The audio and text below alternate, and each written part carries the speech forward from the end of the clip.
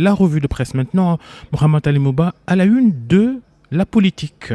Oui, la coordination APR partielle a signé Amadou Baré et remercie pour activité fractionniste hier au cours d'une assemblée générale locale au cours de laquelle cette section locale du parti présidentiel a dit tout le mal qu'il pensait de son camarade. C'est la fronde contre Amadou Ba, écrit le journal Le Quotidien. Amadou Ba destitué, constate à Grand Place, les apéristes débarquent Amadou, ce qui est le journal Enquête. Amadou Ba poussé vers la porte de sortie, croit savoir l'Observateur. Mbaye Ndiaye demande même l'exclusion d'Amadou, signale la Tribune.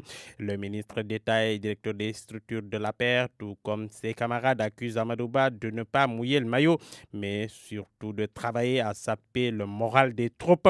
Activité fractionniste à son profit. C'est moi le directeur des structures du parti. Il n'y a pas de coordinateur. Il ne peut empêcher la tenue d'une assemblée générale aux partiels assignés, affirme Mbaye Ndiaye. Mais problème, Amadou Ba a-t-il été réellement destitué? En tout cas, la question s'impose. Sud Quotidien parle de deux résolutions. Un communiqué qui récuse Amadou Ba, un autre qui demande l'installation d'un collège de sages.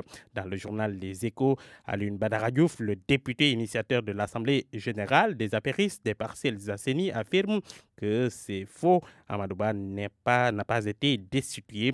Ceux qui le disent ont un agenda caché, un agenda personnel. Mais dans le journal Enquête, Barangay annonce bel et bien la destitution de ce dernier. Dans une note reçue à Enquête, le jeune Trublion propose même au secrétariat exécutif de l'APR l'exclusion pure et simple de Amadou Ba.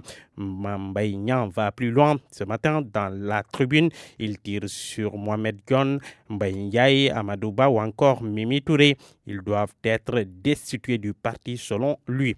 Commentaire du biétiste du quotidien, le maquis se déchire comme les révolutions communistes françaises. Le pouvoir de la paire commence à manger ses enfants. Le dernier en date qui est promis à un joli festin de vampires politiciens et Amadou Ba oublier les victoires de haute lutte qu'il leur a rapportées aux législatives, au référendum ou lors de la dernière présidentielle. Maintenant, selon le journal, il semble faire de l'ombre à quelqu'un dans le parti et cette personne s'est juré d'avoir sa peau.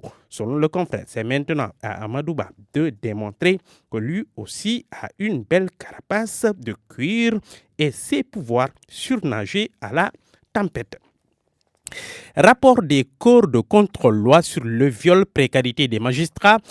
Souleymane Teliko affiche sa détresse en une du journal LAS, invité du grand jury de la RFM, le président de l'Union des magistrats du Sénégal, sans langue de bois, tel qu'on l'aime bichon. D'ailleurs, le journal Source sur la criminalisation du viol. Le magistrat affiche ses réserves, relève le quotidien, notant l'existence de limites liées à la collecte des preuves, à l'imputabilité des faits, risque réel de relax et d'engorgement des prisons du fait que la phase obligatoire de l'instruction est bel et bien sera dans la procédure. Le journal Enquête en profite d'ailleurs pour faire focus sur ce qu'il appelle un malaise dans la magistrature, la bataille pour le contrôle des postes parquets et doyens des juges, ces postes stratégiques et convoités qui font débat, la longévité au poste, le mal pour Maître Assane Dioma Ndiaye, interrogé par le confrère, c'est que le pouvoir politique a besoin de quelqu'un de sûr sur qui il peut compter en toutes circonstances pour mettre en œuvre ses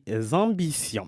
Guy Marius Sagna de la prison du camp pénal, l'activiste parle aux Sénégalais. Il a envoyé une lettre contre toute liberté négociée, dit-il. Guy crache sur un protocole de camp pénal, note le journal à Grand Place. Selon le journal Les Échos, Guy rejette tout compromis pour sa libération. La crise au sein du conseil d'administration de la SAR, le journal Observateur en reparle ce matin.